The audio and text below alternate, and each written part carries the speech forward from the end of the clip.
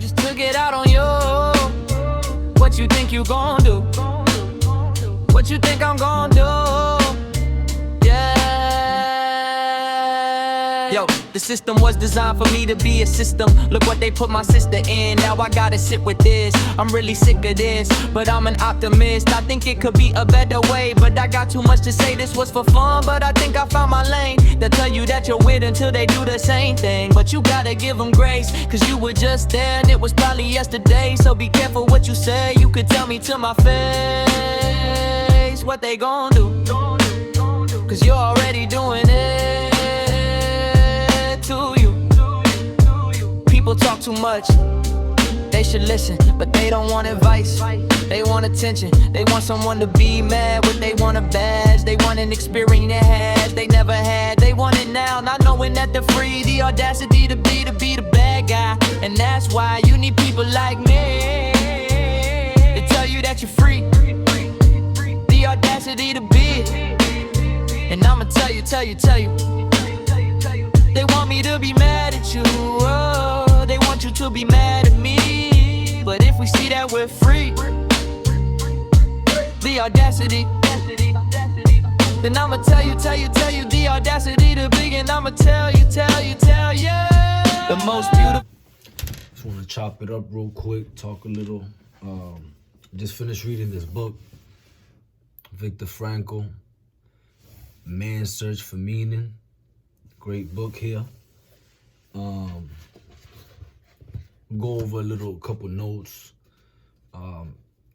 Just, not a review about the whole entire book, but there was a lot of good quotes, a lot of helpful messages in the book. So I'm gonna just go over a couple of them and see what y'all think. This shit was actually alright, you know what I'm saying? So the book, Viktor Frankl, before I get into the book, so he was an educator.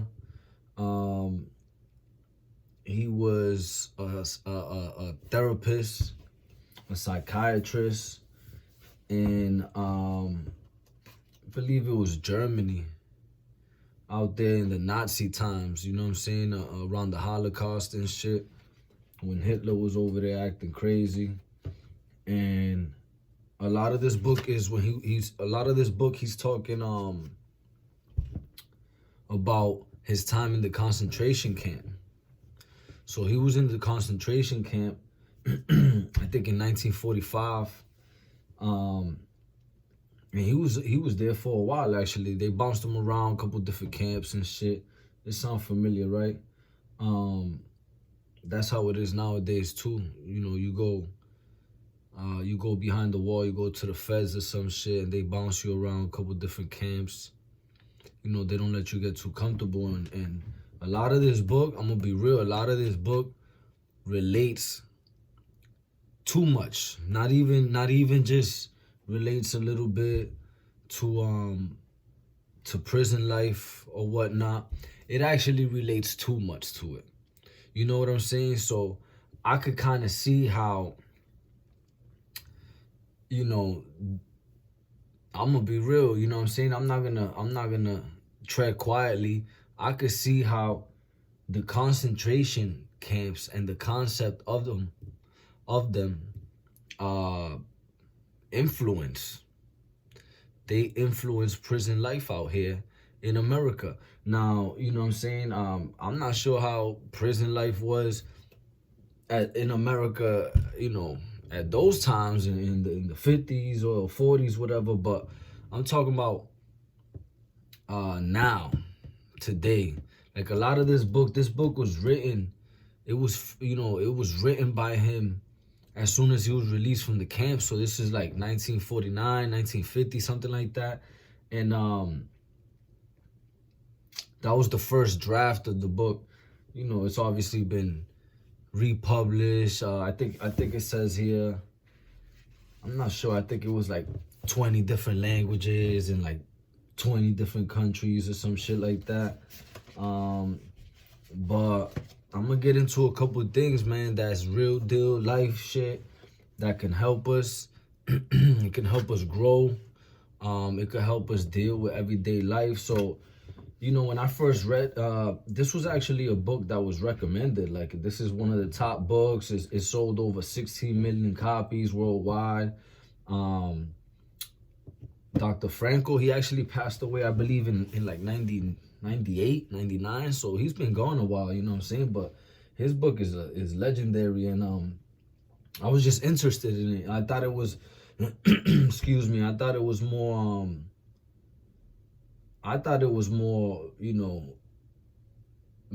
the title's Man's Search for Meaning. You know what I'm saying? So I'm over here thinking it's more like a self-realization book and the meaning of being a human being and whatnot. And it actually turned out not to be so much about that. I'm gonna be real. So it was actually more about like your mindset.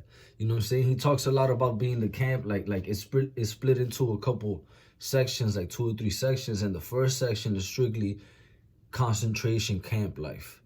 The second section is like mindset, not only while he was in the camp, but after the camp, and his work in psychiatry and how he helped other people shift their mindset.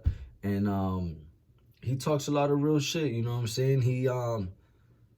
This is more of a book to help you not only be grateful, because this is a book, a lot of people, it says in the back here, excuse me, Anderson Cooper of, CNN and all that. Anderson Cooper, everybody knows Anderson Cooper, right? He actually writes, "This is a book I reread a lot. It gives me hope. It gives me a sense of strength." And I can see why he said that, you know what I'm saying? Because this is a book where Mr. Frankl over here, Dr. Frankl, is talking about the torture. Not only he witnessed it, but he also experienced and went through the heartbreak, all types of shit that he went through during these concentration camps. But he's also talking about where his mindset was at the time, and everybody else's mindsets too. A lot of people didn't make it. The Holocaust killed over 1 million people. You know what I'm saying? So he was talking about a large percentage of those millions of people that didn't come out of the camps was strictly because they didn't make it out, not only because of the physical torture, but also because mentally they gave up. They gave up all hope mentally. They threw in the towel and said, "I'm all set with this." You know what I'm saying? I'd rather call it a day, call it a life, and get up out of here. Because what am I gonna, you know what I'm saying? Like, even if I do make it out of here, what am I gonna come home to? You know what I'm saying? A lot of these people's families got split up. You don't know where they went. They went to different camps. You don't know who died, who lived, or whatnot. So a lot of them just gave up hope. A lot of them assumed people died. And that's one of the mindsets he talks about, Dr. Frankl. He's talking about how a lot of these folks just assume everything went left and they gave up early and hung it up and all types of shit. But I'm gonna get into it. It's a really good book. It's a short book, man. It's only like, I don't know, 200 pages maybe, if that, not even. It's actually like 170, 165 or something like that. It's a really short book, but it was pretty powerful, honestly. I'm gonna get straight into it. Let's see here. So like I said, a couple different sections. The first section is his experiences in the concentration camp. The second section is actually called logotherapy in a nutshell. Logotherapy is a term that Dr. Frankl actually came up with himself. And it's actually the mindset term, a psychology term, I believe is used now. You know what I'm saying? Like a real term. This was the first time I heard about it, but it made sense to me. So, the last section is like tragic optimism or whatnot. That's the post, the other 2 sections. But I highlight a lot of sentences or quotes or something that resonate with me. And that's really what I'm gonna go over. I'm not gonna go over the whole book, page to page or whatnot. I'm just gonna get straight to the nitty gritty, the meat and the potatoes, as they call it. Even though we don't we don't eat meat over here, but that's what they call it. The nitty gritty of the book. So right on the first page, the foreword, you see the highlight, right? That highlighted is what I had highlighted was, he who has a why to live for can bear almost any how. So I'm gonna repeat that again. He who has a why to live for can bear almost any how. So what I got from that was basically, whoever has a reason to live can withstand anything. There's kind of no stopping them. You got a reason to live, you know what I'm saying? You got, most of the time it's kids. You got kids to live for, kids looking up to you, kids counting on you, or family in general counting on you, family looking up to you, and you can't let them down. You know what I'm saying? That's your why.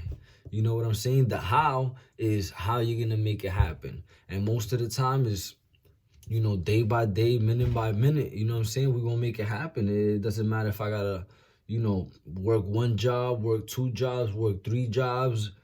Some people go robbing and stealing to support their family. Some people out there selling drugs to support their family. Some people go to school, 10 years straight to create a better life for their family. Some people sacrifice their whole life just to see their families happy, or the next generation or whatnot. So he who has a why to live for can bear almost any how. That's a strong, statement, especially in the first page of the book. It kind of tells you where the book is going. That's usually how I see things. Now, on to the next couple pages. Actually, the second page I highlighted is, the greatest task for any person is to find meaning in his or her life. The greatest task for any person is to find meaning in his or her life. So that's pretty simple, straightforward, The greatest task in any person's life is to find meaning for that life.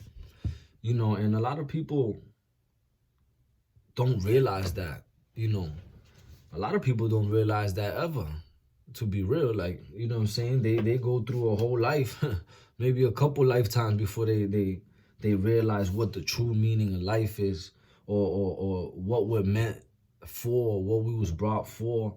And you go through stages where it's like the first couple years of your life, and I'm talking about, obviously post-child, you're a teenager or whatnot, and those teenage years is more like, I would say, you're just learning. You're learning. You're around your environment or whatnot, and just going with the flow of things. You know what I'm saying? You're new to this world. You're doing whatever you can. You're trying to keep up with your friends and society or whatnot. That's probably from, I would say, 10, 12 years old, all the way up to you're like 18 years old. You just going with the flow of life, you know what I'm saying? You're making a ton of mistakes along the way, but you're learning lessons too along the way. You freestyling is what we call this shit. You freestyling through life.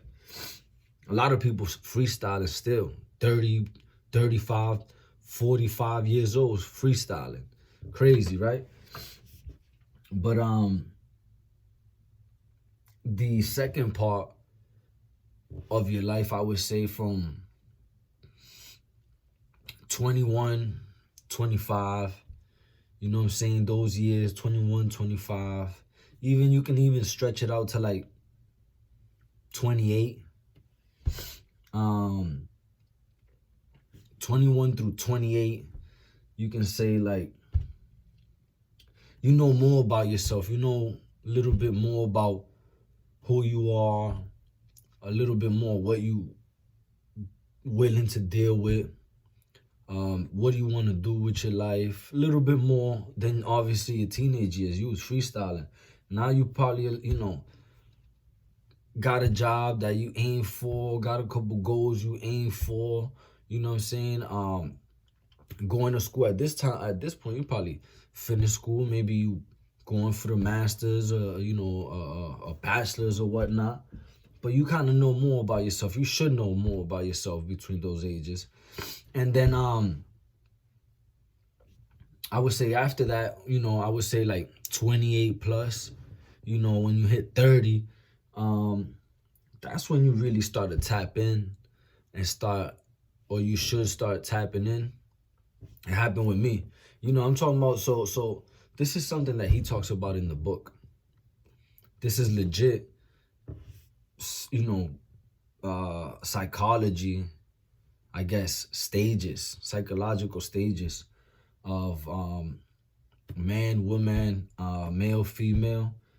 And for me personally, I'm talking just for me strictly personally. Everybody's different, obviously. Everybody has a different path in life. But I would definitely say for me, first, high school years and all that, yeah, we was out of pocket, for sure. Out of pocket, just doing any and anything to like be relevant, stay relevant, going out, doing all types of shit. We don't gotta get into details, but doing all types of shit to stay relevant, stay cool or be cool or whatnot. And that's me specifically, I'm talking about me, myself, the environment, a large percentage of the environment. Now, you obviously had people that was focused from the jump, and they knew they would just wanted to go to school, focus on school, do good in school, get this job, whatever. And, everybody has different upbringings. I came from a single parent home. I was the only child till I was like 14. So my mother was just working, you know what I'm saying? So she, best mother in the world, right? But, while she at work, I'm at school, you know what I'm saying? I come home from school, and when I was the only child, she go probably to a second job. You know what I'm saying? And I'll go, I'll either stay with grandma or whatever in the projects, or I'll go with Ma, let me go over to my friend's house or whatever. And she was cool with that. Especially since I was the only child, you know what I'm saying? She wanted me to integrate and socialize with other kids my age. And understandably so, right? But, when she had around 14, she got pregnant with my little brother. My little sister came a couple years later, you know what I'm saying? So now we went from single mother, just us two, single mother, one child. Now we got two more siblings, plus, another male figure, step pops in the life or whatever. And he was cool. He was always loving all that, hard worker and all that. But he's new. He didn't have no kids. He didn't have, he was just, they were getting they were figuring out their parenting together. You know what I'm saying? This was like a new role for my mom again. You know what I'm saying? Because she was a single mom all the way up to 14, and I kind of developed fast, where it was like by like 14 years old, I already, my mom did great. You know what I'm saying? I had my little phone. I was working at, my first job was Market Basket or whatever. I was buying my own clothes, paying my little Nextel, my little Sidekick phone or whatever. You know what I'm saying? I stopped asking mom for bread for the movies or anything. Like, Ma, I got it, don't worry about it or whatnot. So especially when the kids came, you know what I'm saying? I felt like I gotta take care of me, because she, that's a lot, you know what I'm saying? Going from one kid, now you got three, and two of them are children. You gotta raise them again. You gotta go through that cycle again. So I went off, started, wilding in the streets or whatever, and that's a product of my environment. Had nothing to do with my mother.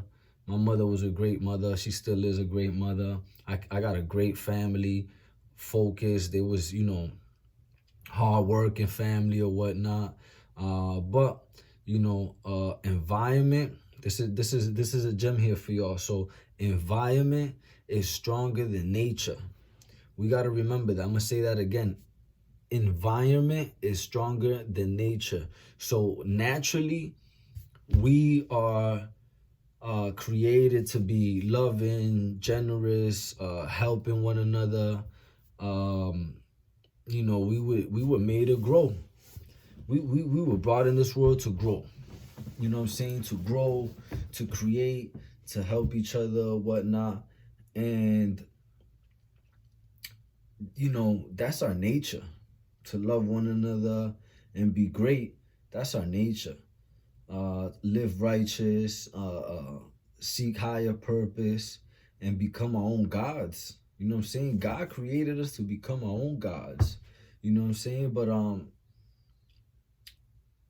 environment, swings you to, it's like a fork in the road. You know what I'm saying? And you get to choose which way you want to go. And unfortunately, in the environment I was brought up in, 95% of us, took a left. Instead of going that right path, the righteous path, we took a left. You know what I'm saying? And we went down through, we found out that the left was crazy. The left was crazy. You know what I'm saying? The left was crazy. You know what I'm saying? All types of shit went down that road.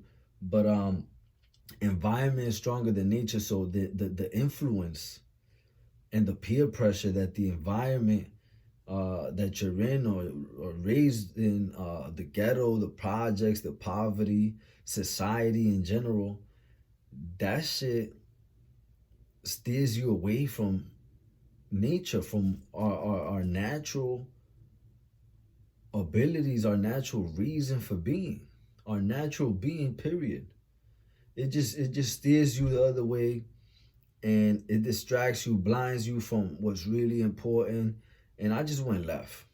Started doing all types of shit, went in and out of jail, kicked out of school, in and out of jobs, starting, quitting jobs left and right, bouncing around.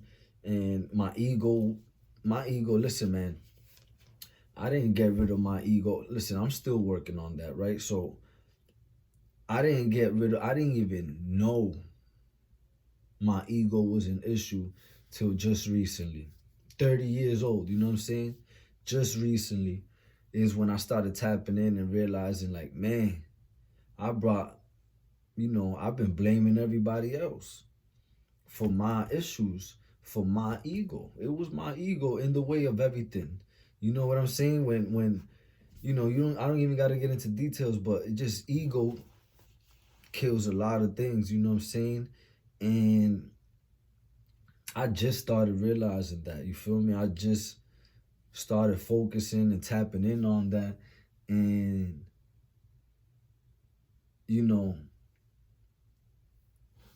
shit could have been a lot smoother, but I don't regret anything. Everything happens for a reason, man.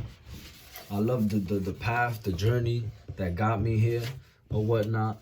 But the best part about it is that I found meaning to my life. To bring it back to the book, I found meaning for my life. You know what I'm saying? I had to take that left to get back right. You feel me? Like, you know what I'm saying? That's bars right there. I had to take that left to get back right. You know what I'm saying? So, like, if I didn't take that left and go through everything I went through, I probably would have never been right again. You know what I'm saying? If I would have just took that right, lived a long, righteous life, and, did what society asked to, which is go to school, work, start a family, have kids, get married, have kids, build your 401k, your retirement fund, go old, and you're fucking dead at 65. Like, you know what I'm saying? That's what they want from you, because, you know, you retire, you retire at 65, quote unquote, in America. But the life expectancy is like 62 years old. So that means basically they're counting on you're not going to make it to 65. But if you do, here's a couple dollars. And you probably won't live it long enough to enjoy it anyways. That's how they see us in America, right? And it's been such a paradigm shift since 2020, since COVID, that we off that. We off that. We limitless. Like, we gonna listen. We limitless.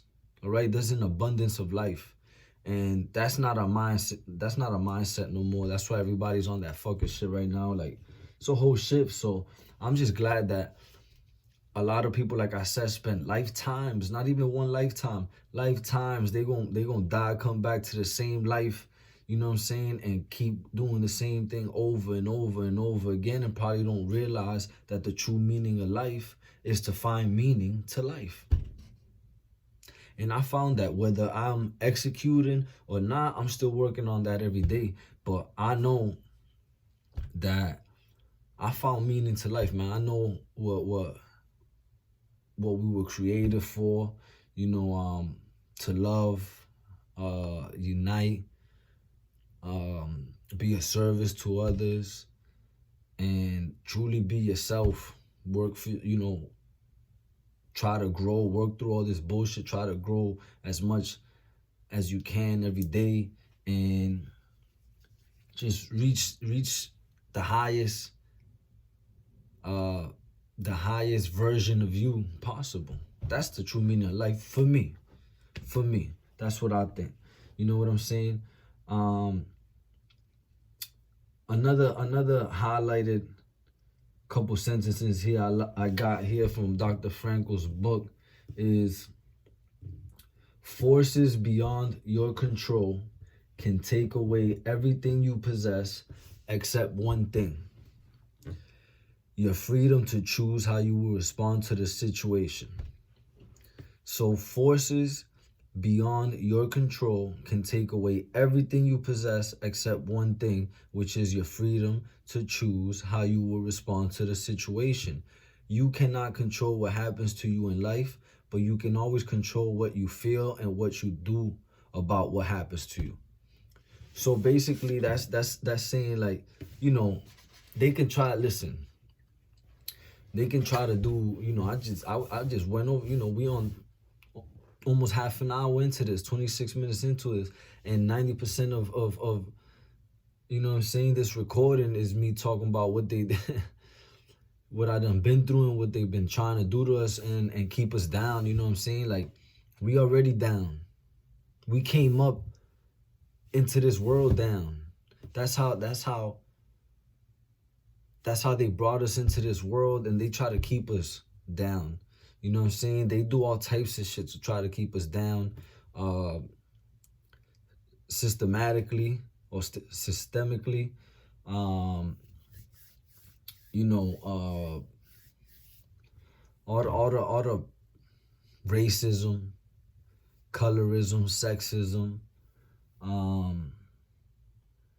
all of the disadvantages that we have.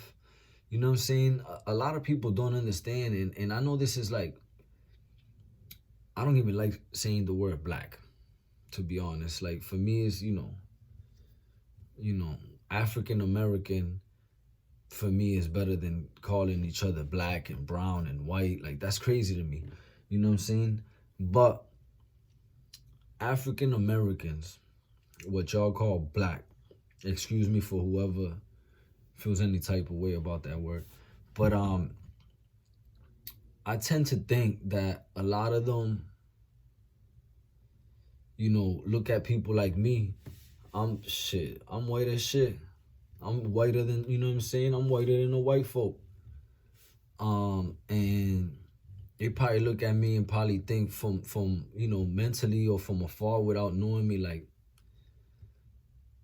they probably think I have advantages over them, or maybe I was preferred in life over them or whatnot, and you know what I'm saying. And I just want to mention that, like, that's not the case, man.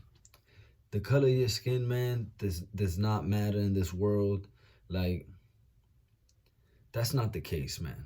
And they like to call it, black, brown. I would be considered, because I'm Spanish. Not, I hate that word too, because I'm Puerto Rican or whatnot. They probably consider us brown, right? Mexicans, Spanish, Dominicans, whatever, South Americans, Latin America, they consider us brown, right? But you know what I'm saying? I'm white as shit right here, bro. I'm white as a dove. And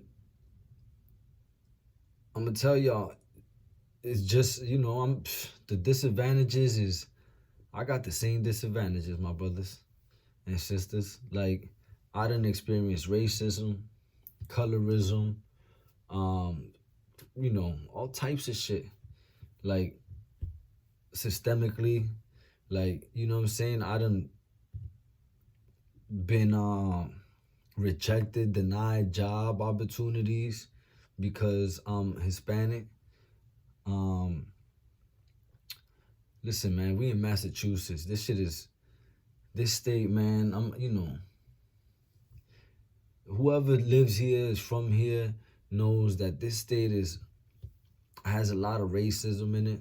I'm gonna be just frank, I'm trying to tiptoe around it, but I'm gonna just be real. It has a lot of racism in it. You know what I'm saying? Like, where I'm from, where I'm at is Lawrence, Massachusetts. 99% Spanish, 99% Hispanic, Dominicans, Puerto Rican, Guatemalans, Mexicans, Brazilians, that's what we are here, right? Right next door is Andover. Andover, Massachusetts, North Andover, Salem, New Hampshire, the state of New Hampshire, period. Like, that's all white folks. I'm gonna be real, that's all white folks. The majority's all white folks. Andover's all white folks. And they look at us crazy. They look at us like bottom of the barrel, like you don't deserve. You walk into certain restaurants and they look at you like you don't deserve to be here. You walk into certain places, they look at you like you don't deserve to be here. What are you doing here? Like, you out of place. Like, I'm out of place for walking into this restaurant, or I'm out of place for walking into your library, to your supermarket. Like, we got a market basket that's mostly all Spanish shit, whatever. But in Andover, if they don't got options in market basket, I gotta go to Andover, Whole Foods or some shit, you know what I'm saying? Because I like my vegan, organic shit, so I gotta go to Whole Foods. I go to Whole Foods, they looking at me like I'm crazy, like, fuck is he doing in Whole Foods? You know what I'm saying? I pull up there with my EBT food stamps, and it's like, what's this guy doing in Whole Foods? You know what I'm saying? And the crazy part about it is that me pulling out EBT food stamps is like, so like they look at it like typical Hispanic with the EBT, pulling up in the Benz, but with an EBT food stamp card. Like, you know what I'm saying? Like, I kind of play into that, you know what I'm saying, just by doing that. But, I take it as, listen, man, it's free money by the government. I'm going to take advantage of that. All the disadvantages we had, I'm going to take advantage of this little bit that they've allowed, you know what I'm saying? But that's really what it is, bro. Like they done try to take everything from us. And speaking of like things like jail, prison or whatnot, they put you in there physically, right? And they try to take everything from you. Sometimes you don't eat, you get shitty food, moldy food.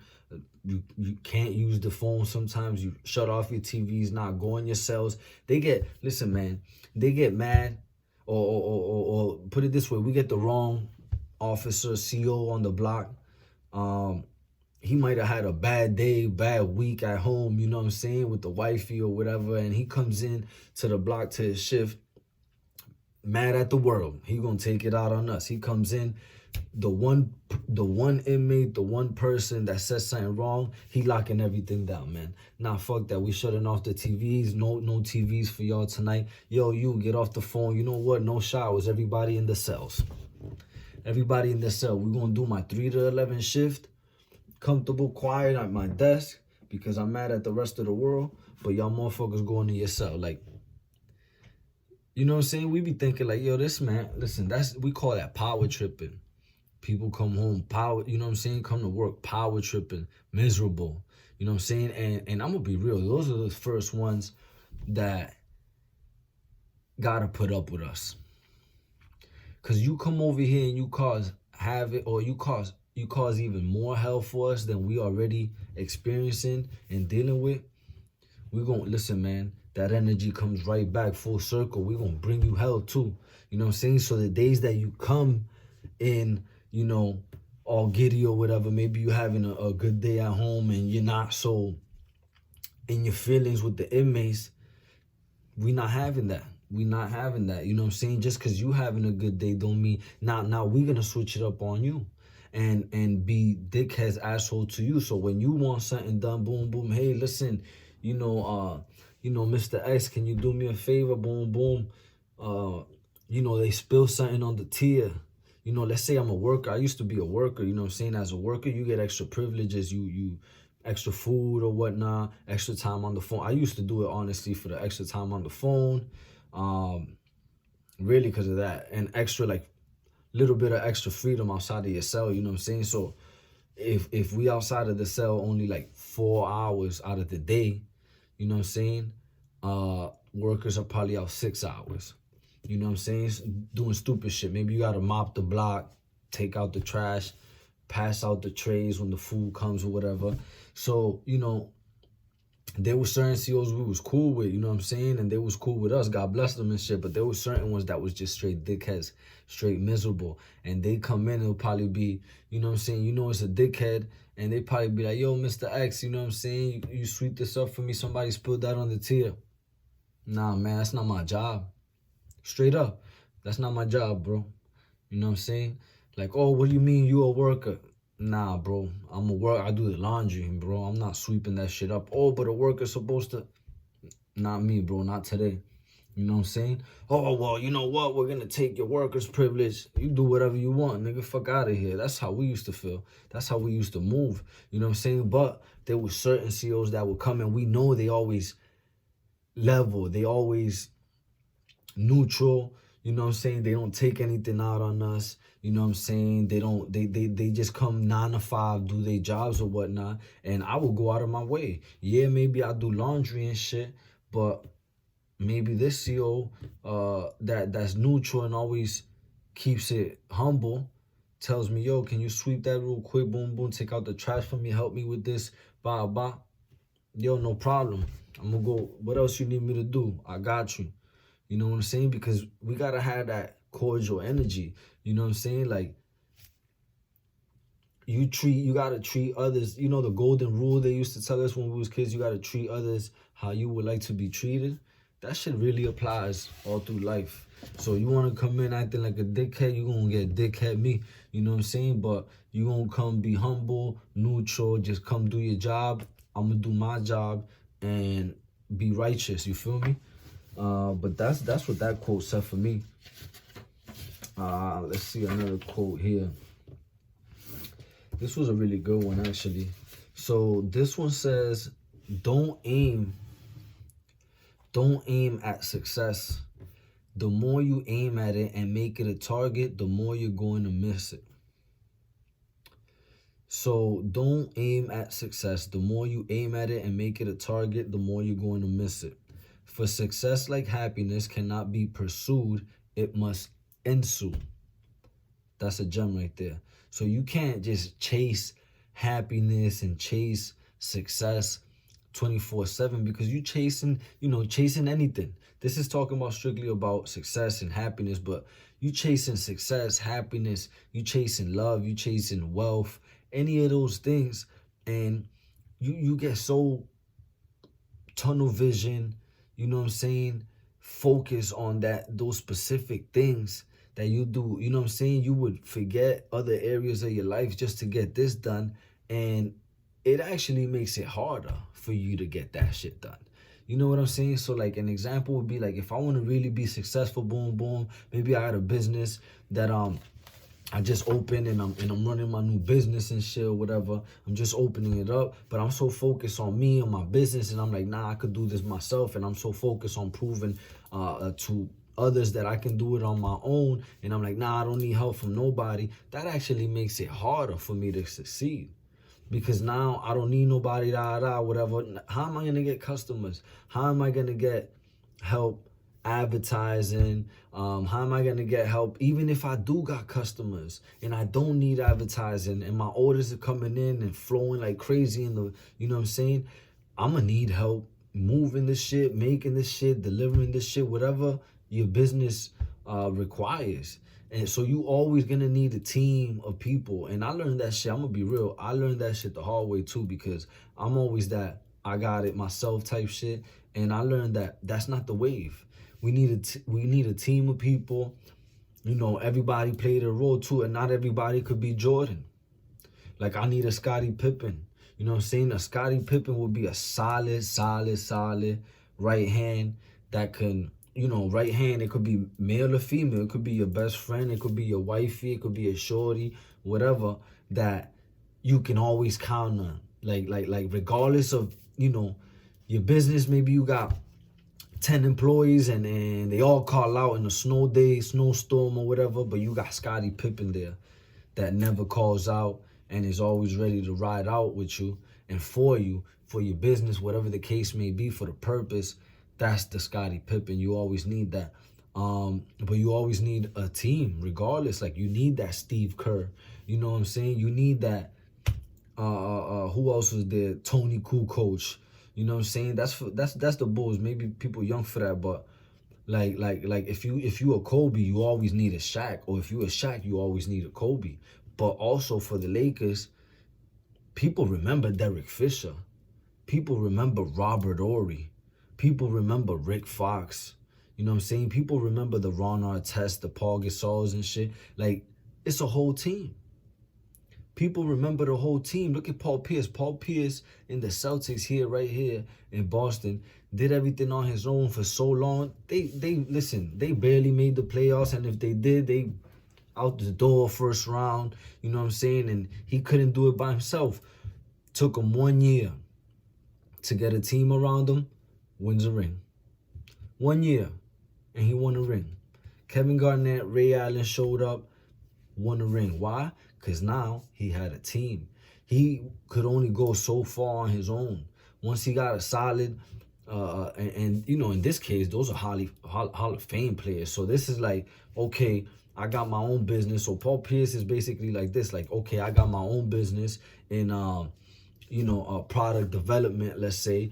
Kevin Garnett got his own business in marketing, and you know, maybe Ray Allen got his own business in networking, you know, social media, socializing, advertising, whatever the fuck, and or whatever the case may be. They brought those businesses together and created such a business, such a team that they won it all. They succeeded in 1 year. They reached the ultimate goal in 1 year of being together. And that's why you need a team. You know what I'm saying? You can't do everything by yourself. And if you just go hard trying to do everything by yourself, whatever it is, you know, money, success, happiness, love, all that, like, you can't, you know what I'm saying? It takes two to love. You feel me? You want to be happy, you can't look for happiness elsewhere. You got to be happy within first. You feel me? You want to be successful, you got to define success. And then even when you define success, you need a team to help you succeed. Makes sense to me, right? This is a good one too. So listen to what your conscience commands you to do, and go on to carry it out to the best of your knowledge. So that one was a good one. You know what I'm saying? Because I could really relate to that, resonate with that. Like right now I'm at a point in my life where like like, you know what I'm saying, if let's say I'm looking for a job or whatever, like I'm at a point right now that, listen, man, I don't care what y'all paying me, what y'all saying. Like, you can be paying me $30 an hour at motherfucking Dunkin' Donuts, or take, or you know, let's say something like taking out the trash, being a dumpster guy or whatever. And I'm not knocking nothing on those people. Work hard and they deserve more than $30 an hour. Them folks deserve $100 an hour for what they do. You know what I'm saying? But I'm just saying, like, in my case, I don't want to do something like that. Like fucking, let's say you work in the sewage for a sewage company, and they're like, yo, you know, you gonna make $100,000 a year, $150,000 a year, $200,000 a year. That's big time money, right?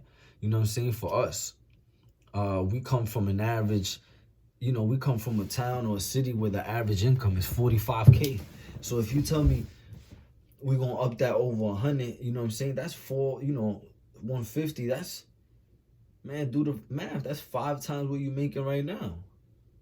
And they offer you something like that, but what's the catch? Well, the job is, you know, you working for a sewage company, so we're gonna be cleaning up shit, and you know, when you know, fucking toilet pipes bust and all these types of crap, you gotta be literally dealing with shit. Listen, I'm not doing that. I don't care what amount of money you're giving me. I'm not doing it. That's just not for me. I'm sure other people can handle that, and God bless them. We need them folks. That's just not for me, right? So I'm at a point where I'm just doing what my conscience tells me to do. You know what I'm saying? And if my conscience is telling me that's not me, I wouldn't even put myself in that position, because I know I wouldn't be able to work to the best of my abilities if I don't want to really be there. If I'm just there for the wrong reasons, if I'm just there because I'm getting paid good, like, I'm not gonna put 100% effort into that. You know what I'm saying? So that doesn't help me. And then I gotta be honest, that doesn't help the company. If the company wants me, they're paying me excellent money for me to go there and give them 100%. They're hoping, you know, they expect 100%. They're hoping I go above and beyond and give them 1,000% of me. You know what I'm saying? But I can't go into a situation like that knowing I'm not gonna give them 100%, let alone 1,000%. You know what I'm saying? Just for the money. Like, you lucky you get 50% of me, man, for cleaning up shit or whatever. You know what I'm saying? So I'm not with that. That was just an example, whatever. But that's how I see that. What's another good one here? Really going through this right here. So another good one is, man, this is okay. This is when he starts talking about the concentration camps, right? And I got a couple things highlighted here, which I would say not a lot of people would highlight this, but since this resonated with me so much, I had to highlight this, man. So I highlighted that one of the things they would do there, right, was they would pay. This was the concentration camps, you know, they had basically these folks doing slave work, digging motherfucking, you know, digging holes and you know, digging up holes for, like, them to build fucking water pipes and all this infrastructure shit, like construction. But, you know, this is like, you're not getting, you know what I'm saying? Like, you're gonna build us these fucking buildings or whatever, construction, barefoot, with no tools. You know what I'm saying? With no tools, you're getting a cup of soup a day and a couple cigarettes. Like, that's all you're getting. That's what the concentration camp, like, and that's for the people that were fit to do the work. The people that they look like, you old, you brittle, maybe you hurt, you disabled. They actually used to tell you, they used to split them up. They used to, this is what he says in the book. They used to split them up. So when you first go into the camp, right, you hop off the bus, you go there, there's guards waiting for you. They would look at you. A person like me, I'm assuming that I'm still young. You know what I'm saying? I'm able. Let's just say I'm able. Whether I'm fit, not, whatever. Let's just say I'm able. I'm healthy. Alhamdulillah, thank God. They would be like, okay, you go to the right, we're gonna put you to work, do all this crazy shit. But when you're working, you're gonna go to the working side, but you gotta no fucking socks, no shoes, no belts. Like you got a little shirt, no underwears, nothing. Like you got a little shirt and fucking and pants, and that's it. For the whole time you're there, you know what I'm saying? All that shit gets beat up, dirty, boom, boom, whatever, holy, whatever. That's all you got. If you run out of clothes or whatever, you out there working naked, my nigga. Because, you know what I'm saying? I'm sorry to use that word, but my people, that's literally what they was talking about. That's what he was talking about that he was dealing with. So, now, in the case where somebody's brittle, disabled, elderly or whatnot, they hop off the bus or maybe they look weak. Just by perception, they come off, or maybe they're detached and deflated of what's going on. They're going to tell that person, you going to the left. Now, to the right is where the people was working, slaving, literally, right? To the left, they were led to a building that had the title Bath in German on it, bath, like a bathhouse. So they gave these people a towel and a soap. So these people they mentally tricked them thinking they were going to go to take a bath, a shower. And when they walked through those doors, it was the gas chambers. Like, listen, let me say this again. These people were told to go to the left, enter this building. It says a bathhouse at the top. They think they're gonna go take a shower. You're given a towel, you're given soap. They're telling you, yep, go to the bathhouse or whatever, do your thing, you're gonna shower. And when they walked in there, what they do was lock the doors behind them, and it was the gas chamber. The gas chamber. Whoever doesn't know what a gas chamber is, bro, is literally what it sounds like. A motherfucking chamber, room, building, whatever. Lock you in there, let out gas until you suffocate. So everybody screaming to death in there. They suffocating, they dying. They take those bodies, drag them out, throw them like trash. Or throw them in the incinerator and cremate them instantly, on site, right there. That's what, you know what I'm saying? So he says this in the book too, that people knew. So he actually asked somebody when he first got to the camp. Dr. Frankl asked somebody when he first got to the camp, his first day there, like, yo, asked somebody like, yo, what's going on to the left? Why they send me to the right over here? And what's going on to the left? Because my bro, you know, one of my buddies went to the left. Am I going to see him again? And the other, and the inmates that had been there before, you know, they've been there for a while, was like, oh, your buddy went to the left? He's like, yeah. Am I going to see him again? He was like, that's your buddy right there. And when Dr. Frankl looked up, he was pointing at the chimney. There was a chimney coming out with a ton of smoke, black smoke. And Dr. Frankl didn't understand what he was talking about. He was like, what are you talking about? You know what I'm saying? You got me looking at a fucking chimney. And the dude was like, that's your buddy right there. Like, if they told him to go to the left, he went to the gas chamber. They sent him to the gas chamber. You know what I'm saying? He's dead by now. They cremated his ass. And that's him right there in the chimney coming out. The brown, the black smoke. Like, I can't make this up. That's literally what they was doing. Like, that boy Hitler was different. Out of pocket, for real. So one of the things that, this shit is crazy, I'm gonna be real. So, like I said, they paid him in cigarettes, right? So the cigarettes could be exchanged for soups. So if I was slaving, doing whatever, you know, digging up holes in construction, barefoot, you know, fucking no clothes, and you know, all types of, with your hands, you don't even got equipment. You actually get paid in cigarettes. And some people smoke them cigarettes and you know, stressed the fuck out. Most people traded them for soups to, you know, to obviously fend off starvation. Like, you're gonna starve, you know what I'm saying? You only get a little cup of soup watered down soup.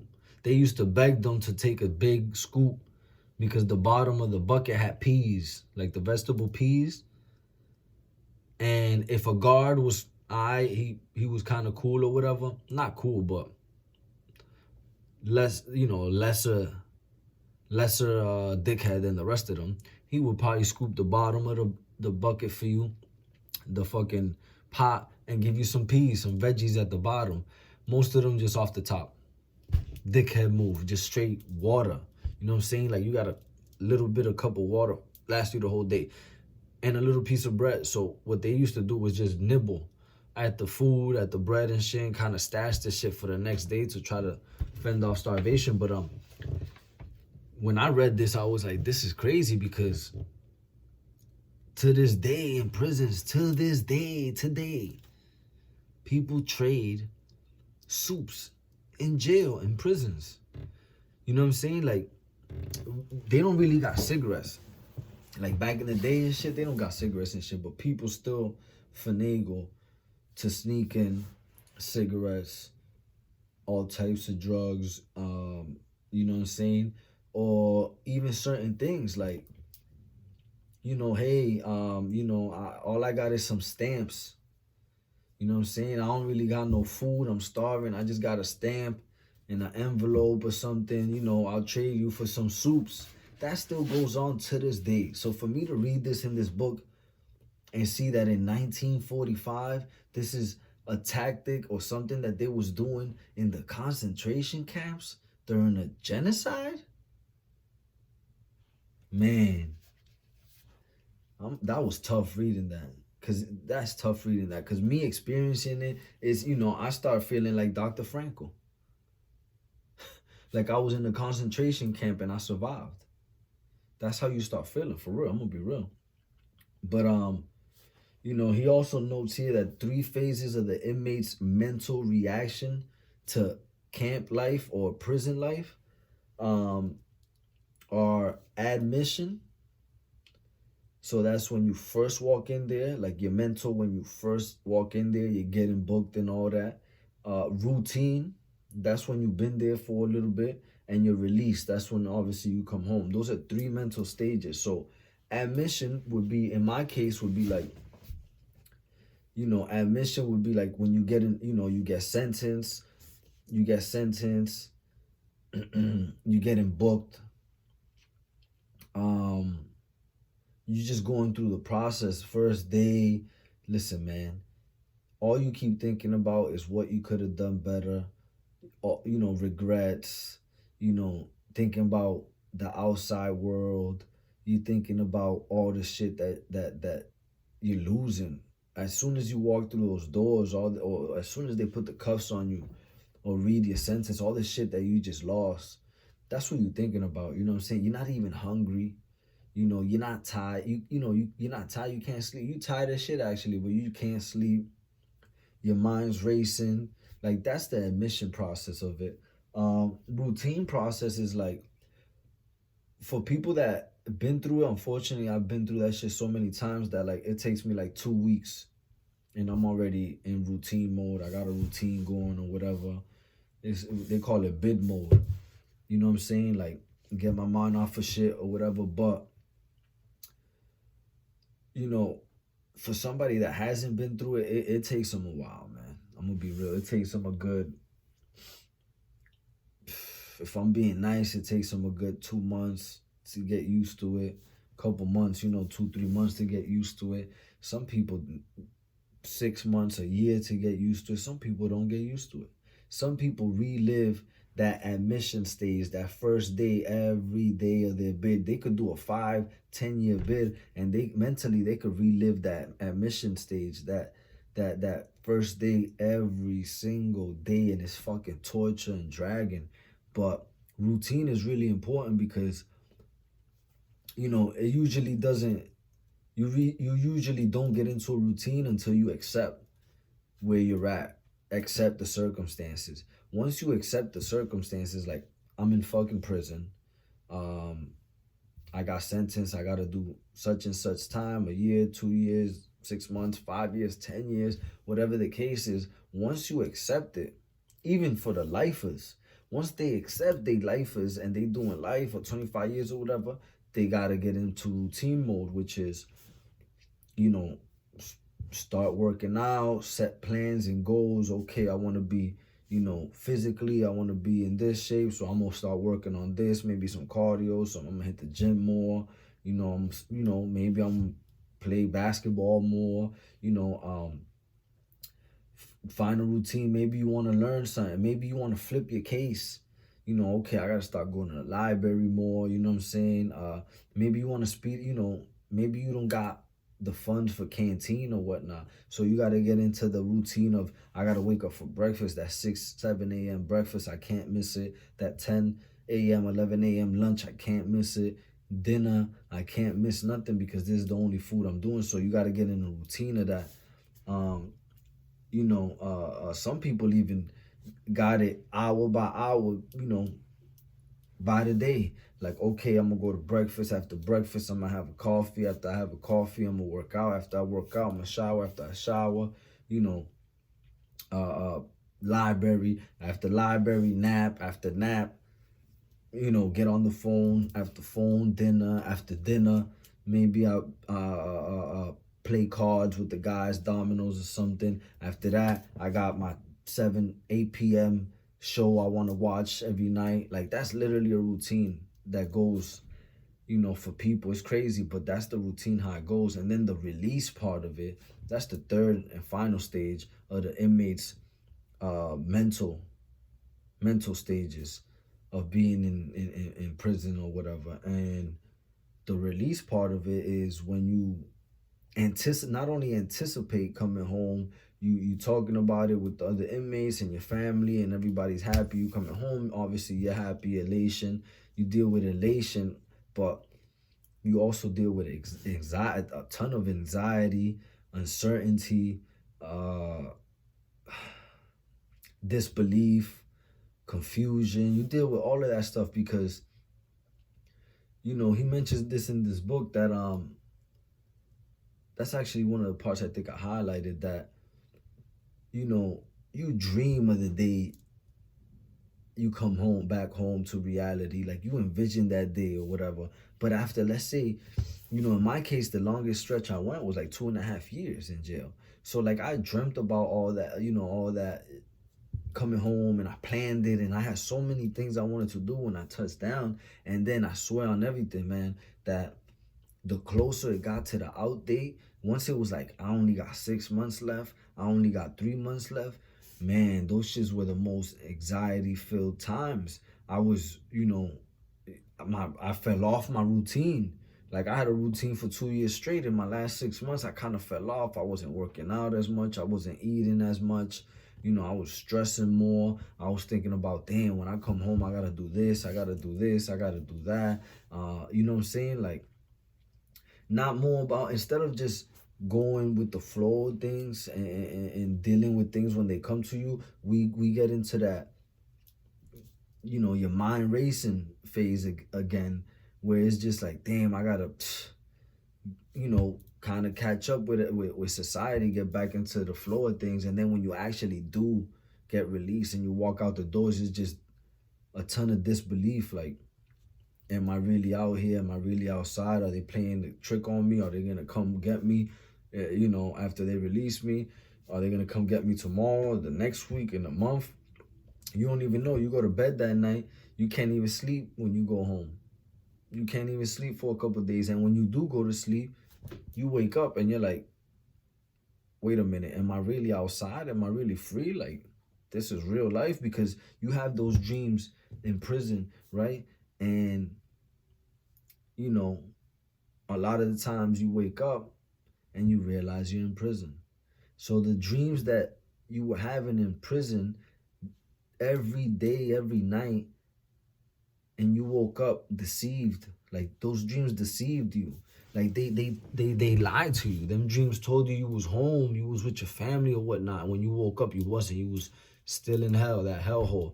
But now when you outside, you still having those same dreams, but you waking up outside, and it's like, man, that's my mind playing a trick on me. I know I can't be outside, you know what I'm saying? I just been dreaming about this for 2-3 years, and now I'm outside. It's like, you know, it's a lot of confusion.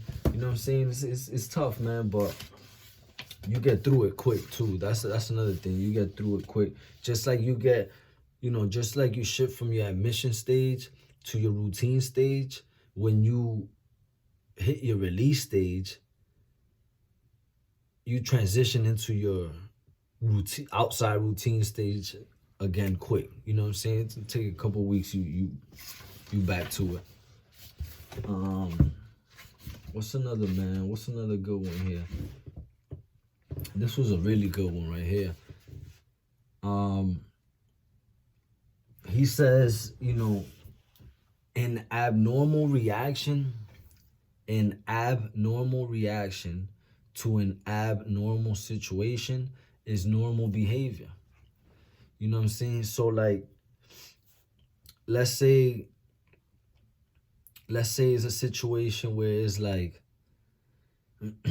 let's say you get arrested for something you didn't do.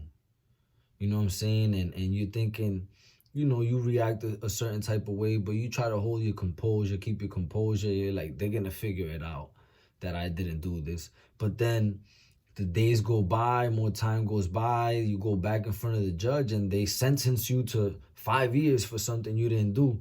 You know what I'm saying? Like, you're gonna spaz out, like, what the fuck, I didn't do this. You know what I'm saying? So that abnormal reaction, you might wild out, start flipping chairs or whatever. That abnormal reaction to an abnormal situation, the abnormal situation being you're getting sentenced for something you didn't do, is actually normal behavior.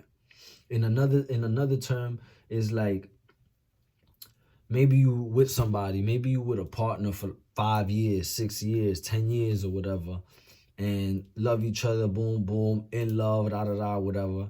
Then you find out this person cheated on you, and you go crazy. Usually you're a humble, down-to-earth, quiet person. You know what I'm saying? You not reactive, not emotional, but you just found out this person you've been with 5, 6, 7, 10 years of your life with just cheated on you, and you spaz out. You might beat the crap out of the person. You might do something extreme. You might do something extreme to yourself. You know what I'm saying? There's a lot of situations out here where, you know, the partner, you know, might take the other partner's life for doing something like that.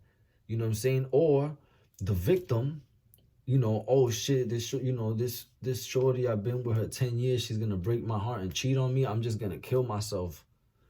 That's real deal situations, you know what I'm saying? But that abnormal reaction is actually normal in an abnormal situation. So like, the abnormal reaction to an abnormal situation is normal. Like, you reacting crazy to a crazy situation is actually normal.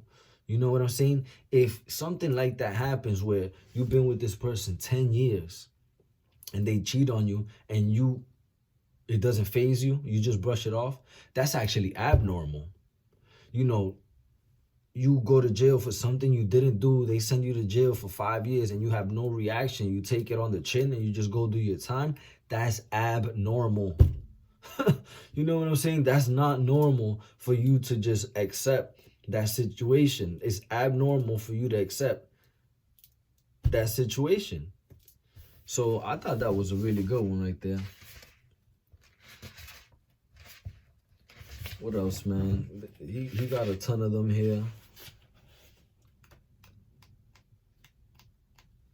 You know, a lot of the in the middle shit is like about the camp, like, so I didn't highlight too much.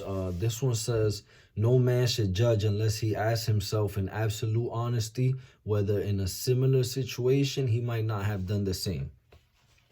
So this is actually a good one for Cain Velasquez. For those who don't know Cain Velasquez, he's a big topic right now.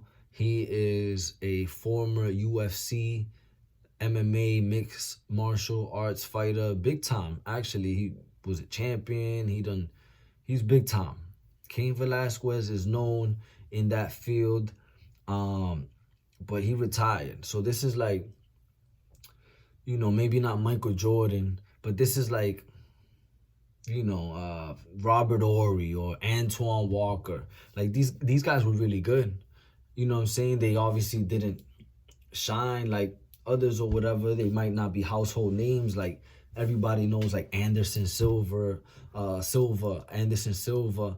like Chuck Liddell, people like that in MMA, UFC or whatever, George St. Pierre, GSP. Like people know those people. They might not know Cain Velasquez too much. You should, but even if you don't, it's okay.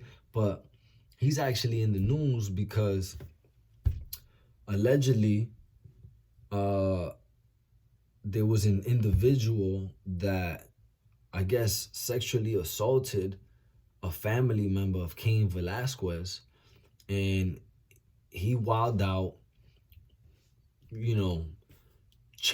seen the individual or went to his house or something, chased him down the street, like in a car, like went on a high-speed chase, chasing this guy with a gun and started shooting at him, and, didn't kill the guy. I think he shot the fucking passenger of the whip or whatever, but the cops pulled over Cain Velasquez. He told them the situation. They charged him with premeditated murder, and now he's in jail. And the crazy thing is that the whole MMA community, UFC community, a lot of people in society in general are screaming free Cain Velasquez, and I'm one of them. Like, just think about it. Like, this man just found out that a grown-ass man sexually assaulted a family member. They didn't elaborate whether it was one of his children, one of his siblings, or whatnot. It does not matter. In this case, for me, I agree 100%. It does not matter. This could be a cousin of mine that I've never met. They could tell me, yo, listen, man, such and such's daughter from this side of your family was sexually assaulted by that man down the block. And now, she's in the hospital, critical condition, or maybe she's traumatized because this guy sexually assaulted her. Listen, man, the first thing I'm going to do is, obviously I'm going to be upset, but I'm not going to react.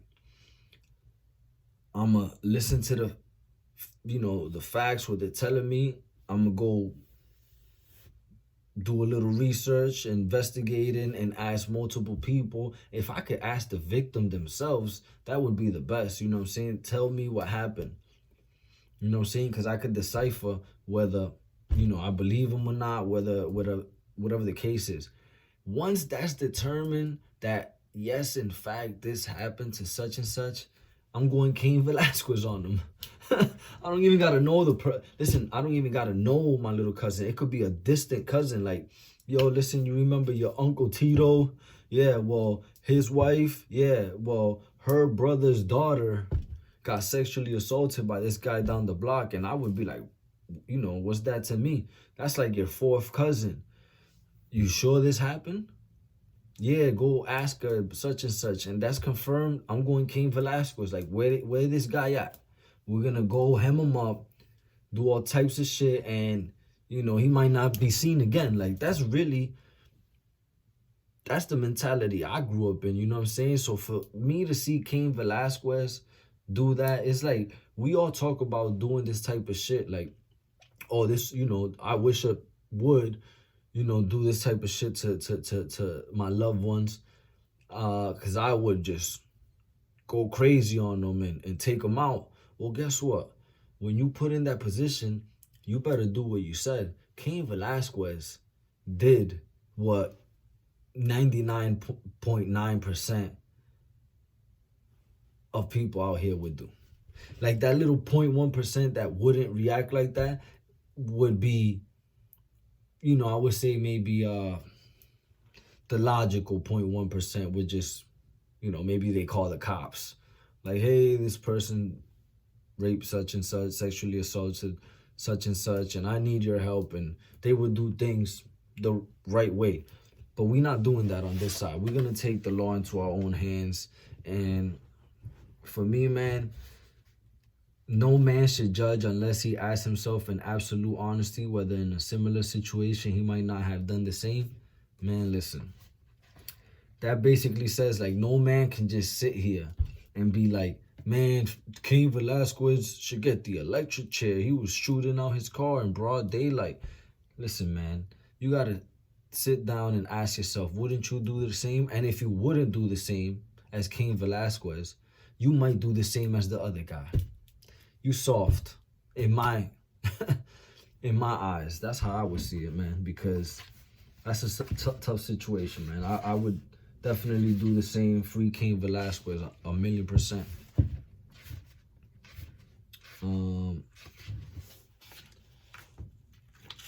Let's see what else here. This is another one here. Listen, there's always choices to make. Every day, every hour, offered the opportunity to make a decision which determines whether you would or would not submit to the powers which threaten to rob you of your very self, your inner freedom. There's always a choice to make. So you can choose not to fight back, or you can choose to submit to suppression and racism and all of that. You can choose to turn your cheek, as they say, and ignore or try to ignore these things. Or you can choose to fight back and rebel and stand up for yourself. Every day you're faced with these decisions, choose wisely, not only for society, humanity, and the world, but for yourself. You don't want to look back at things and be like, man, I should have stood up for myself when I had the chance. Nah, when you have the chance, stand up for yourself.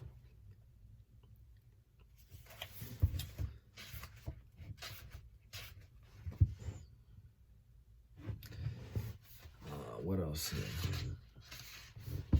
That's one. He says, naturally, in the concentration camps, only a few people were capable of reaching great spiritual heights, which that's understandable. That's like in prison.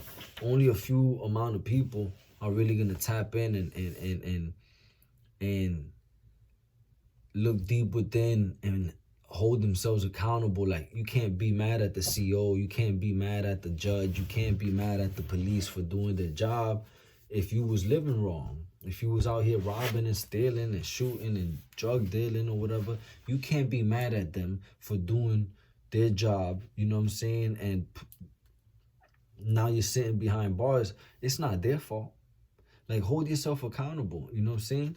Most of the times it's not their fault, and people got to be real with themselves. And I'm telling you this, man, as a person that's been on both sides. Like, there's been definitely times where I'm like, man, these fucking cops, these judges hate us, you know, until I realized, like, I wouldn't even be dealing with most of the shit I've dealt with if it wasn't for me. So I held myself accountable, you know, lately. Right there. This is a good quote right here, because this is something I dealt with myself for sure. He says, I called to the Lord from my narrow prison, and he answered me in the freedom of space. And that not only means, right, I called to the Lord from my narrow prison, and he answered me in the freedom of space. Now, that doesn't have to mean prison specifically. Prison can be, you know, substituted for things like, you know, maybe prison of your own mind, depression or whatnot, you know what I'm saying? And he answered you with a freedom of space to see the real situation from afar and maybe helped you get out the situation. So I thought that was a good one. What else, man? There's a lot of gems in here, a lot of bars for sure. We already in the second chapter where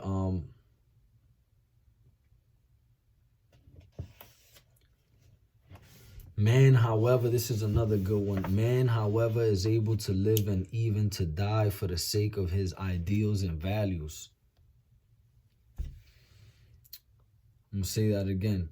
Man is able to live and even to die for the sake of his ideals and values. That means basically, you know, a man can live. He's willing to live.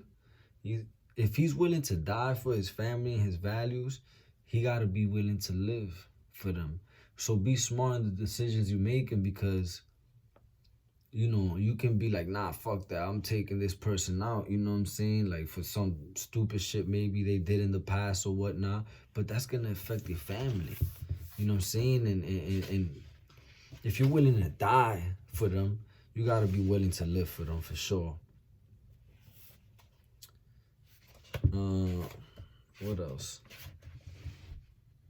This was a big one right here, for sure, for sure. At the beginning of human history, man lost some of the basic instincts in which animals' behavior is embedded and by which it is secured. Such security, like paradise, is closed to man forever, because man has to make choices. In addition to this, man has suffered another loss in most recent development, inasmuch as the traditions which buttressed his behavior are now rapidly diminishing. No instinct tells him what he has to do. No tradition tells him what he ought to do. Sometimes he does not even know what he wishes to do. Instead, he either wishes to do what other people do, or he does what other people wish him to do.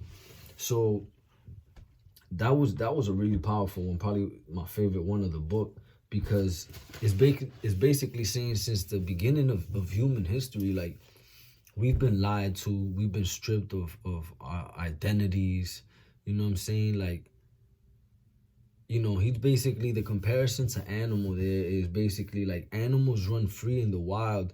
They feel secure. They feel secure in the wild.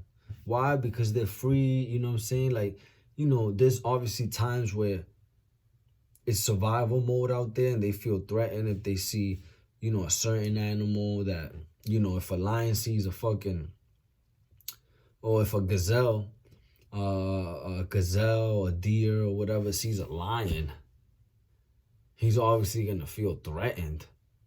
You know what I'm saying? And it's survival mode from there. But besides those times where he feels threatened by anything or anyone, they're just living freely, experiencing life. They're going about their days. You know, even the lions and tigers and the most vicious animals you see, you know, we get, you know, they show us the times where they're vicious and they're killing animals and eating them and fighting and whatnot.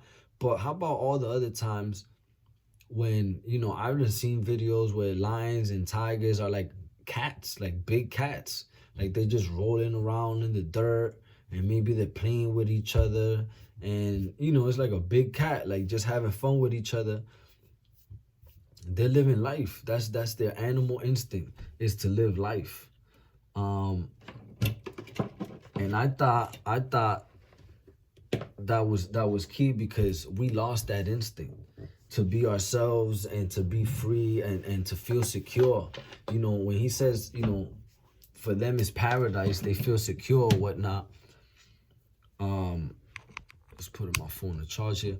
When they feel secure or whatnot in paradise, is because they're free to do whatever they want when they want, be themselves. Now we lost that because we have to make choices in life. They put us in a position where we have to make choices in life. You know what I'm saying? We need money. We need money to buy food. We need food to eat, right? But we need money to buy food to eat. So now we got to start making choices. Like, how am I going to make this money to feed myself and my family? You know what I'm saying? And obviously from there, it trickles down to now you got to make choices about everything in life. But another thing that we lost, that he said the second thing we lost, was tradition. That was a big one, because, you know, if you lose security, right, and like peace of mind, basically, now we lost tradition, because we don't even know ourselves. We don't know where we come from. They don't tell us our story. They tell us his story. Hence why it's called history. History, the subject in school, history, his story. You know what I'm saying? They stripped us of our true story. Like, where do we come from? I'm sure they know. The elite know. You know what I'm saying? they don't want us to know where we come from and what we're capable of, so they suppress all that information. They done lie to us about everything in life, and it's led to, if you stripped us of our natural instinct of feeling secure and free and our peace of mind, and then you also stripped our tradition, so now we don't even know who we are, right? We don't know where we come from. We don't know. We can't be free, secure, and free to live our lives. Plus, we don't know who we are, where we come from. Okay? That leads to confusion. It leads to questioning ourselves. Who am I? What am I? Where do I come from? Or whatnot. And that's what he's saying. You know what I'm saying? Like, if you don't know who you are or where you come from, it's logic to just start following what other people tell you. You know what I'm saying? So like when they tell us, well, this is where you came from, this is what you're supposed to do. You're supposed to, go to school. You're supposed to get a degree. You're supposed to find a partner, get married, have kids, work 60% of your life, and then just retire and die. They tell us that's what we're supposed to do. So we're going to believe it because nobody's told us otherwise. But if we tap in to our true selves and our history instead of his story, we find that that in fact's not the case, man. That's since birth, they lead us to death. You know what I'm saying? Like death of identity, death of true being, death of inner peace, death of our mentals, our brains, and even physical death. Like they give you a fucking time limit. You know what I'm saying? They give you a time limit. They give you an age limit off the rip. As soon as you're born, they're like, life expectancy is 65 years old. So as soon as you're born, your life expectancy, you're expected to live only 60, 70 years old. Like, where does it say that? You know what I'm saying? They're going to go back and be like, well, statistically, this in fact makes sense and it's true because everyone is dying around this time. Well, everyone's dying around that time because you're telling them that's the time they're going to die or they're supposed to die. So they've had that embedded in their mind all this time. So when that time hits, they just, sink into depression because they know that time's running out because that's what you told them. But if you tell us from birth, like, abundance is everything, abundance of life, abundance of ability, abundance of growth, physically, spiritually, mentally, emotionally, all of that. Like, if you lead with abundance, man, you don't know where we'll go. You'll have people living till they're 150 years old. So when they talk, they actually have mentioned, a lot of people, like, this is actually, I don't know if people know about this, but, there's people still that, the tribes that live in the jungles and the Amazons and shit. Like, when the Amazon was burning and shit, that's one of the things that was really, conspiracy theories were really honing in on this, that they were trying to ruin the tribes that were still left in there. There's not a lot of tribes, like real natural tribes like that like are detached from the world completely, like living in the jungle with with the animals, like on some Tarzan shit. No electronics, no outside communication with the world whatsoever. They say some of those folks were 150 years old. 150 years old, still living in the jungle. Normal, like what you would consider a 70, 80-year-old man now, these people are 150 in there. And I'm not talking like, this is real life shit, not no Avatar shit. This is real life shit that they done spoke about. There's actual, there's facts about this, honestly. But they don't want us to know that shit. But, I just think about it. Why do you think they can live that long? If you don't believe it, it's cool. But if you do believe it, think about it. If they live that long, let's say somebody 150 years old, you're like, damn, how the fuck they live to 150? Well, if you don't tell them that he's supposed to die at a certain age, if you don't tell him that he's limited, he can't do this, he can't do that, if they don't experience those negative thoughts in their head and they just in living life day to day, they're in survival mode. Obviously they're in the fucking jungle, right? But if they don't know any of the negativity from the outside world that can affect their mentals, you know what I'm saying, all they focus on is survival and tapping in. So like there's no, you know what I'm saying, like they living stress-free, believe it or not. Like you know what I'm saying, obviously they gotta feed themselves. They probably hunting down animals and shit, whatever, with spears and all that. But they living stress-free. They don't gotta worry about paying bills. They don't gotta worry about keeping up with society. They don't gotta worry about anything in life that we worry about, because they don't even know. They don't even know that shit's going on. All the fear they push in the media and the news, they don't gotta deal with that. Why? Because they don't watch the news. There's no electronics, no communication with the outside world whatsoever. So honestly, that doesn't surprise me to hear that these folks are living hundreds of years. You know what I'm saying? Hundreds of years. Doesn't surprise me one bit.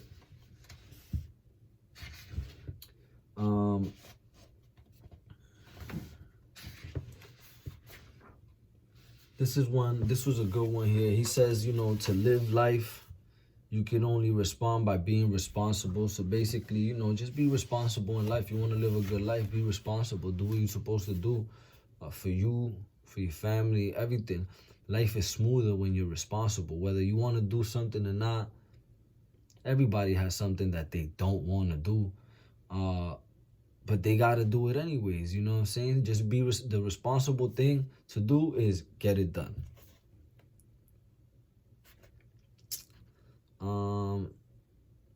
This is a good one too. So the more one forgets himself by giving himself to a cause to serve another person, the more you realize self-actualization.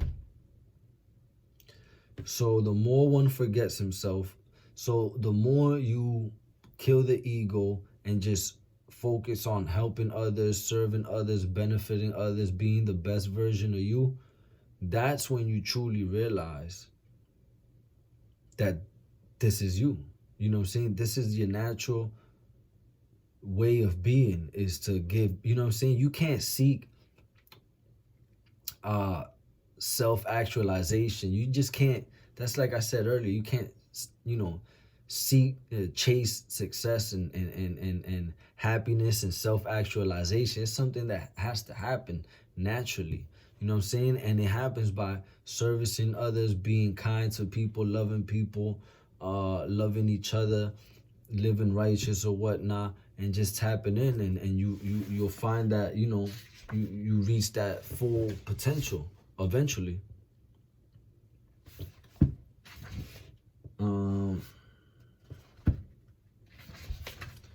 What else, man? There's a lot of good information here. Forced intention. Forced intention makes impossible what one forcibly wishes. Excessive intention or hyperintention can be observed particularly in cases of sexual neurosis. So in this paragraph or this section of the book, right, he's talking about, like, if you intend to do something too much, you actually gonna fail at that intention. So the example he uses is, you know, sexually, if you intend to, you know, please a female so much, and like you go hard to try to please her, or you go hard you go hard focusing on your stamina. Like you go in there like, yo, listen, before you even in there, you go in there like, yo, I'm gonna go in there for hours, and I'm gonna, you know what I'm saying, and she gonna love it, and she gonna have 4 orgasms, and and I'm not gonna have none. Like, you know what I'm saying? We're just gonna go in there pleasing shorty. Like, you actually gonna fail. Because you're gonna go in there so focused on that the first thing you're gonna do is probably, you're probably gonna, you go in there thinking like, I'm gonna last an hour today just in here. You probably ejaculate in motherfucking 10 minutes, 5 minutes, because you just so focused on that, not doing that thing, that you're gonna end up doing that thing. And it's even for a female too. Like, if a female's so focused on having an orgasm, like, she's like, oh my God, like, she's so turned on tonight, she wants to orgasm so hard today, and she wants to have great sex today. Like, if y'all focusing on great sex so much, it actually doesn't happen. You know what I'm saying? Because y'all trying to force it. Like, whatever you try to force doesn't really work. Like, things have to happen naturally. You know what I'm saying? So, like, if naturally y'all feeling each other, the chemistry's there, the love is there, whatnot, and naturally the attraction is there, and you just let things flow, everything will play itself out. It might be the best sex you ever had. If it's, the chemistry is there and the connection is there. Now, if you try to force it, it's probably not gonna happen. Basically what he's saying. And I'm gonna be honest, man. That's a fact. I done been in that position. That's a fact. You just let things flow. Is on the days, on the days of times you least expect it, you have the greatest sex. You know what I'm saying? When you try to force something and you try to be motherfucking Playboy Ron Jeremy, is when you end up a dub. You feel me?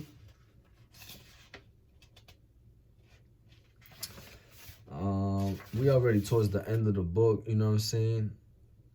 This is a good one before, shorten this, chop it up, but this is a good one right here. People have enough to live by, but nothing to live for. They have the means, but no meaning. So this is basically saying, money don't matter, material things don't matter. You can have everything in the world, but if you don't have meaning and you're not tapped in, that's why so many people, it don't matter, because that's why so many like millionaires you hear, like, oh my God, this person's so successful. And I'm gonna use this is something I thought about when I was reading this book. People like Robin Williams. Y'all remember Robin Williams, the actor, motherfucking Mrs. Doubtfire, Flubber, Jumanji, all these things. Like, Jumanji is a classic movie. Robin Williams is a classic actor. But he committed suicide, right? And a lot of people be like, oh my God, why would he commit suicide? Why would he take his life? He was loved by so many, this and that. But really, he wasn't loved by so many. His character, the characters he played were loved by so many. So just think about it. Like, nobody really truly focused on Robin Williams, the person. They just focused on the people he was portraying. You know what I'm saying? So, like, when he sits back and it actually, I think he committed suicide towards the end of his life anyways, towards like his retirement stage, probably his 50s or whatever. So his acting career was slowing down probably at the time, and he started tapping in, or at least trying to tap into who he truly was, and realized, like, I don't even know who I am, because I've been playing so many different characters through my life that I haven't focused on me. I don't even know who I am. And he probably thought in his own mind, like, it's too late to figure out who I am, so I'm gonna just off myself right now. Nobody loves me, nobody's gonna miss me, because nobody knows who I am. Nobody knows who I truly am. But in reality, it was a big blow, you know what I'm saying, to the world of the media world of acting or whatnot. Like, that's just one example, but there's a ton of people. There's a ton of people that done killed themselves and committed suicide, and millionaires and billionaires that you think have it all, and then they off themselves a random day, and you be like, oh my God, why would you do that? You have everything in the world you want. Yeah, you have everything in the world you want, except inner peace. The most important thing in the world is inner peace, self-realization. And you can have any material things in the world, but if you don't have inner peace and self-realization, you don't have nothing. So that's why it happens, you know. Unfortunately, it happens more than it should. Unfortunately. You know, and this is some tips he gives, you know, for anybody that's in a state of depression or just lost, stagnant or whatnot. And I wouldn't say, you know, I've dealt with like depression, nothing like that, but like the everybody deals with it. But I'm just saying, like, no suicidal things or nothing like thoughts like that. Thank God, you know what I'm saying. But stagnation is something I've dealt with. Procrastination, like you kind of feel like you know, maybe you don't know what to do, or maybe you have a lot of things to do, you just don't know what to do first or how to get it done. And you know, to find true meaning, you got to do something worthy, beneficial, for humanity and for the world, to really, you know, find purpose and meaning in what you're doing. So, you know, it says, you know, volunteer in things like youth organizations, adult education, you know, public libraries, things like that. Even if it's free volunteering, you don't get paid, or maybe you do get paid and it's chump change or whatnot. It's not about the monetary. It's about what you're gaining internally. You know what I'm saying? You might, you know, network and meet people that can help you open doors in different avenues. That always happens for sure, but it's more about what you gain internally. Like, it's better for me, it's better seeing somebody happy. Like, I done seen, you know, it's better to see somebody happy than any monetary thing. You know what I'm saying? Like there's been times where, an example would be like, there's been times where, let's say a gift, you buy somebody a $400 gift for their birthday, and they'd be like, oh, this is nice, thank you. But then you turn around and get them a $20 gift next year, and they're elated because maybe it wasn't the monetary, it was the actual gift. Or maybe you don't even spend no money on the gift. You give somebody a handmade card, or something creative you did for them, or something thoughtful, maybe a collage, some pictures, or, you know what I'm saying, something just really creative and thoughtful means more than anything monetary. Like in my case, I done experienced that, where, like, you know, I done got my grandmother like a $200 Pandora bracelet with all the charms and all that, 200, 250, and she'd be like, this is cute. She'll put it on her wrist and keep it moving. But there's been times where I get her something simple like a postcard and a teddy bear, and she loves it. You know what I'm saying? She loves it. Oh my God, this is the cutest card ever, and she's happy all day, and she still talks about it to this day. Like, you know what I'm saying? Not everything is monetary. You know what I'm saying? Like, we gotta stop living like that, for real, for real. And I'm not immune to that. I'm not talking about just, you know, I'm not being a hypocrite. I'm talking about me too. That's why, you know, you gotta be aware and mindful of things like that. You know what I'm saying? Things of real value. Let me see. So another piece here is, you know, even the most miserable, depressed person or whatever out there, like, I just want to tell y'all that, like, you still, you hold value, even though maybe you don't believe in yourself and you think you're not valuable, you don't bring any value to the world. Guess what, man? Everybody brings value to the world.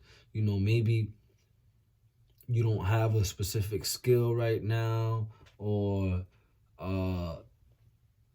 you know, maybe whatever the case may be, maybe right now is not going as well for you as you like, but guess what brings value to you is your past experiences.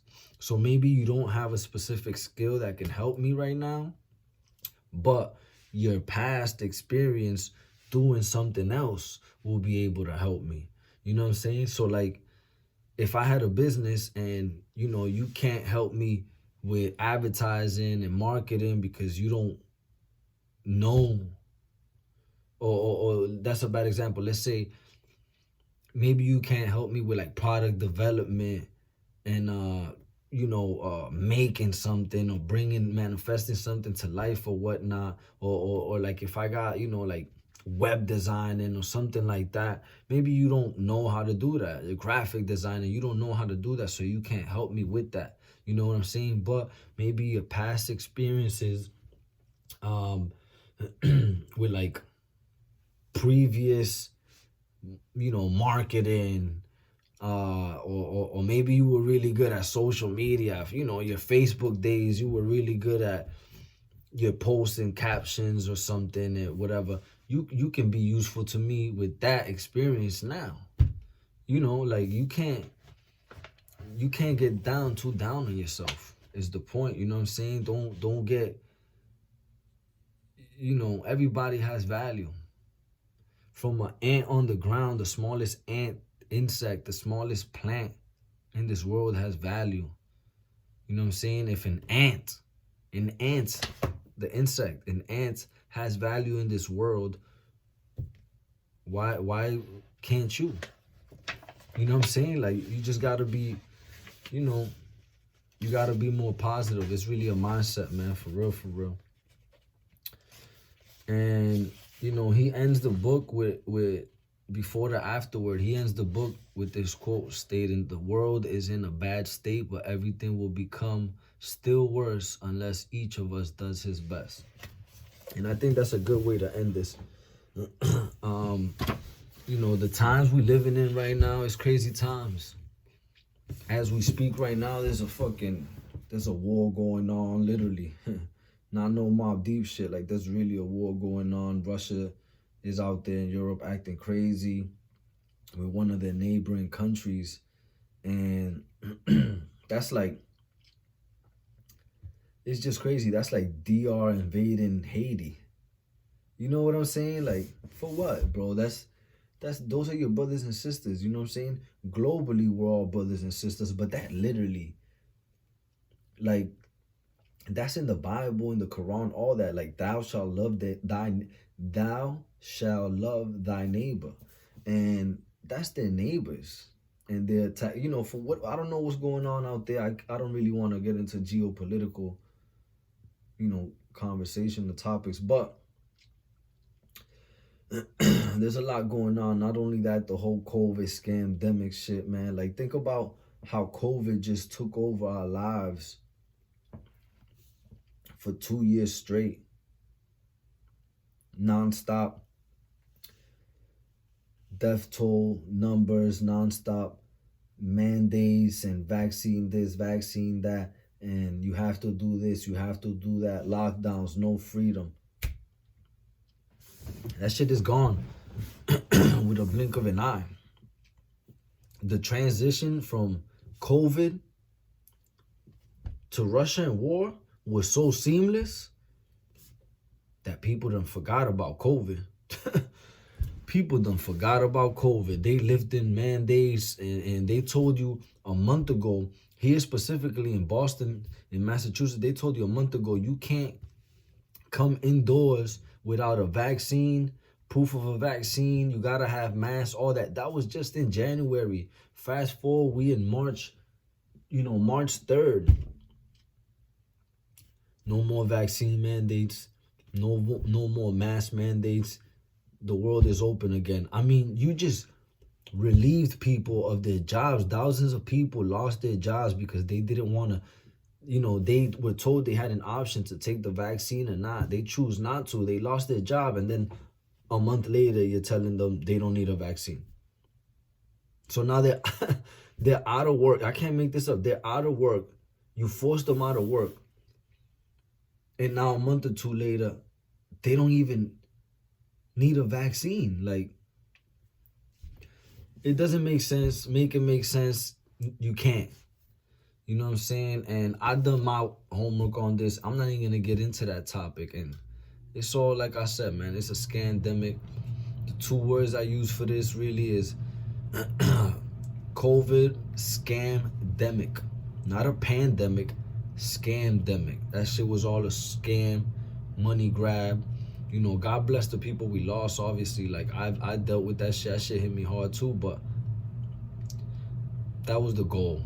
That was the goal, was to push fear or whatnot. That's always been the goal. And then this Russia war, whatever, war on Russia, whatever. propaganda, not propaganda, propaganda. Like, you know, people always profit off of war. You know what I'm saying? Like, somebody's always profiting off of war. There's always a winner and loser in every situation. And, you know, it is what it is, man. There's no telling what they got up their sleeve, man. Just focus on you. Be real with yourself. Be real with your family. Be real with God. He's been real with you this whole time. You know what I'm saying? Tap into your true selves, who you really are. And none of this will bother you, man. You know what I'm saying? It's just outside noise. You're going to hear it in the background and all that. It's outside noise, man. Find out who you really are. Tap into your roots. Our story, not his story. Our story. And you'll be alright, man. You know what I'm saying? We're going to be alright, bro. In this life, the next life, and in every life, man.